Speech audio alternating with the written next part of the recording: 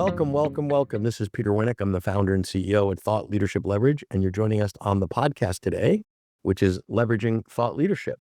Today, my guest is Chris Marquis. He's the Senior Professor of Chinese Management at the University of Cambridge, and he's the author of Profiteers: How Business Privatizes Profits and Socializes Costs.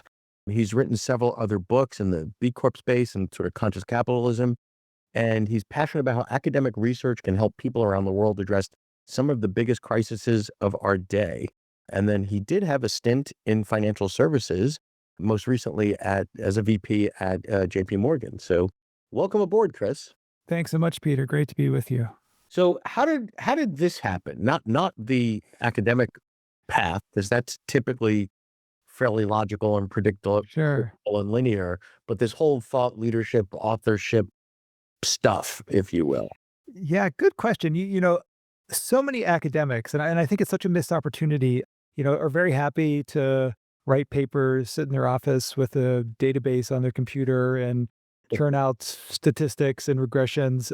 But I think actually my earliest experience as a faculty member, I was at Harvard Business School, and Right. of all the places that really values actually engaging with practice, taking ideas that, are from research and actually Yes. working with managers, leaders, Mm. to really make them work. And it's a reciprocal process. I mean, I'm sure that I've learned so much more from the companies that I've talked to, the students I've had than, they've learned from me. Yeah. So it's interesting because when you think about what does it take to be a successful academic, because it's largely exactly what you talked about, the publishing, the research, and all those things. But the reach is not a KPI, if you will, right? So Right. oftentimes, and I find it's sad almost that the amount of energy and effort and blood, sweat, and tears that an academic puts in to a paper to make sure it's polished to the 11th decimal. And the reality is, 7 people read it, or you go to this one obscure conference Yeah. every year and you debate it with your arch rival, the other academic at another place. And the academics that sort of move from traditional academia to, let's call it mainstream business lexicon usage language, not all of them are comfortable there. Now, you had a stint in the quote real world. Yeah. So That I think gave me a little bit of a leg up on this because actually I'd worked in a large corporation. Growing up, my grandparents, parents were sort of in business, so I did have a good sort of feel for, actually engaging with business audiences. But many, as you mentioned, academics, they go through just their PhD right after their yeah, undergraduate, have never worked. And like you said, I mean, it's, the one sort of KPI that is sort of audience oriented is citations, but those yeah, citations are in other academic journals. And so it yeah, ends up yeah, being a very insular type of system. So, I had always sort of been thinking about how I can actually take my work and, get a broader audience, broader impact.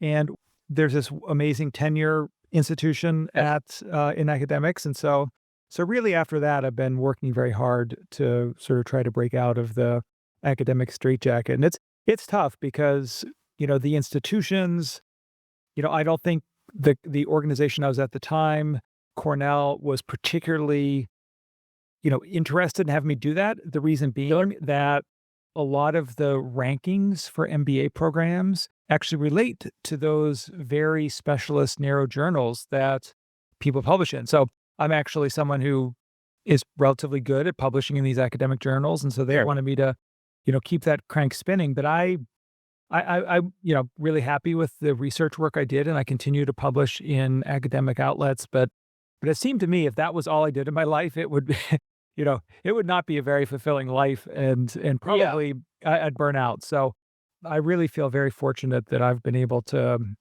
sort of write some books and articles in places like HBR.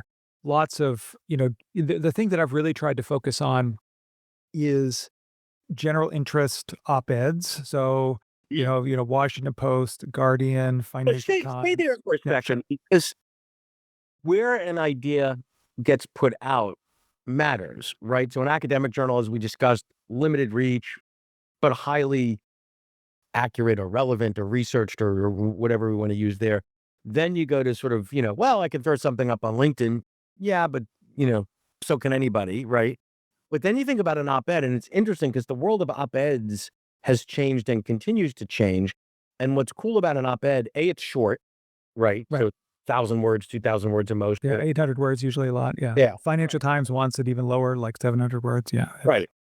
So it's short, you gotta get to the point, and that audience is really, really targeted, right? So if you say to me, "Right, I'm gonna write an op-ed piece for New York Times, Washington Post, whatever, whatever," you kinda know what an audience is there.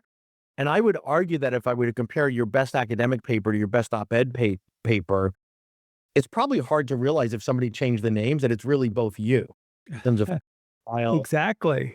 Exactly. No, I think that's exactly right because and it's something, there's, like I mentioned, a variety of sort of institutional systems around rankings and what's actually Yes. valued in universities that's important, but also, as I've been training and written myself for 15 years in a very academic style that Yeah. is you're always like need to be very careful and hesitant. Whereas an op-ed, you obviously want to be accurate, but you should be bold and make a statement and a thesis.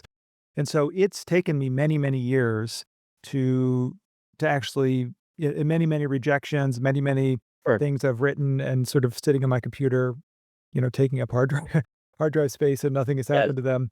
But yeah, it's been a good learning experience. Now, you've written, 3 books, 4 books? I've written 3 books. Yep, 3 books.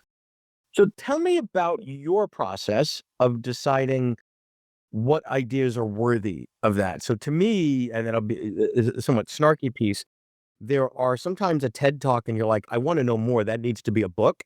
And Yep. there are books that you read and said, "It would have been okay if that stayed an 18-minute TED Talk," you know? Like, we needed to fill 45,000 words, which what could have been far less than that.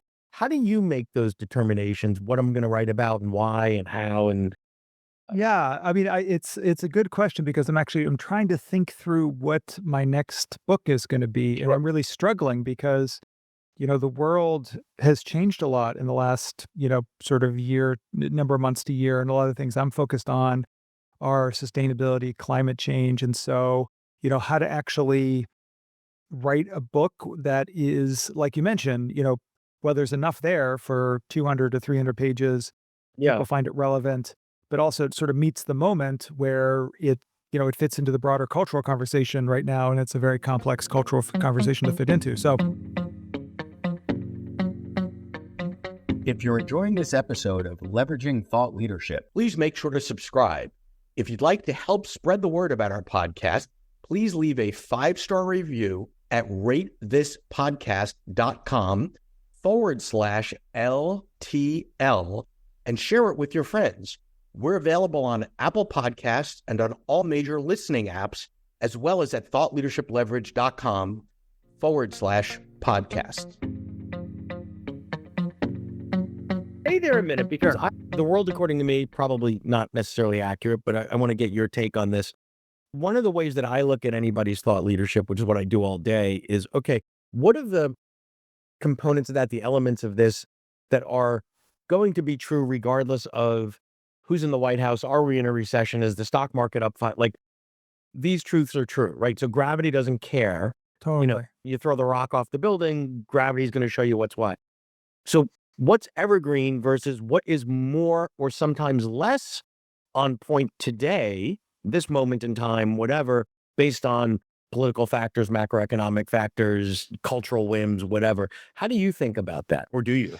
Yeah, I think I really like the way you put that because, I have sort of a real mission, a passion around business sustainability. Yes. I believe it's sort of an imperative for our world. It's an imperative for businesses. It's imperative for my students and individuals. So this is Yeah. something that is maybe that core, but you have to think about how to, maybe what cases and examples I use to frame and flesh that out, how to actually communicate that message in a way that, it resonates with broader audiences. And so, I think the core is there, but really trying to find the right way to to craft the message and craft Yeah. the cases and examples, select the cases and examples. Cause I write a number of times a month on Forbes Sure. about new sort of sustainable companies I've discovered. I've probably done over 300 to 400 of those over the past number of Yeah. years. So I have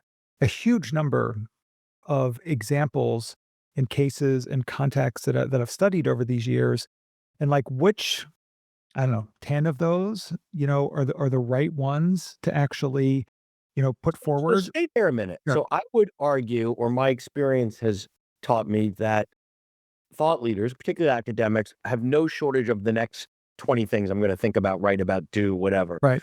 They're typically not good at being efficient. And I define that by saying, wow, if you've got this library of, would you say 300 Forbes articles? Yeah, easily, yeah. If I were to say to you, we could put a moratorium, now you wouldn't like this, you're going to feel shackled. We're going to put a moratorium on you writing any more for the next year.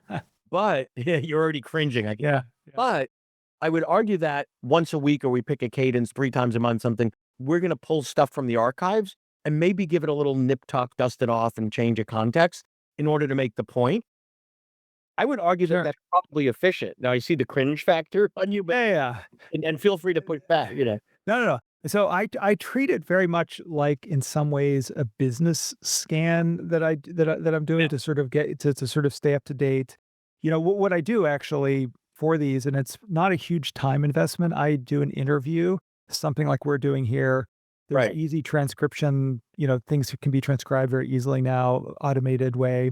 And I write a, 2, 3 paragraph intro. And so Uh, this is helping me, you know, build and keep connections and also keep on top of like the new, what's new. And so I have a newsletter where actually I try to do what you're saying. I actually go back and find maybe a topic. So for instance, is this I'm just working on the ones coming out this Saturday, it's going to be on sustainable vineyards. And I've mhm, done a few of these articles on sustainable vineyards. I then have a Google alert that I set, and sure. takes a bunch of sustainable vineyards content. I sort of roll that all together to sort of make a bigger point. So I agree with you that I need to be thinking much. People should be thinking much bigger picture, not just continue to do these cases. So I think that's a fair. Yeah, and I think it's the, sort of the curse of the creative is we wanna create stuff which is in conflict with the curse of the CEO, which is what is the most Right. efficient way to get from A to B. Yeah. And I like the way you're bridging both of those because you're never gonna stop the create like, the day you stop that, like, you're in trouble, right?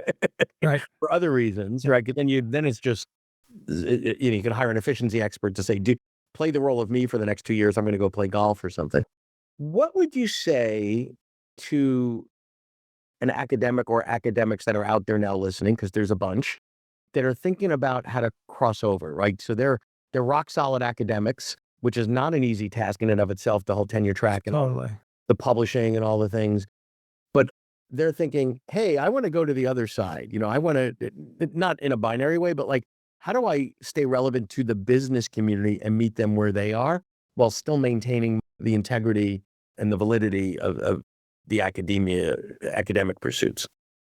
Yeah. I mean, it depends, I guess, in some ways how much they've done this already, but I think it's someone that maybe, has, graduated 7 to 10 years ago, recently got tenure. I would think that actually thinking very thoughtfully to start about their classes and their executive education. Most large business schools have executive education. I mean, so much of what I've learned actually is from, business students or MBAs. I just went to dinner with a bunch who are interested in sustainability here at Cambridge, and we were going around, sort of introducing ourselves.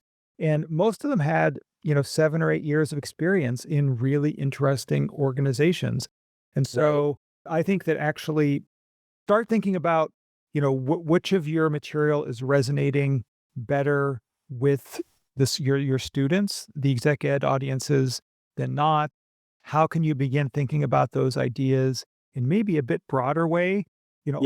A lot of times academic articles, or you'll use like databases and have a lot of theory Yeah. in them.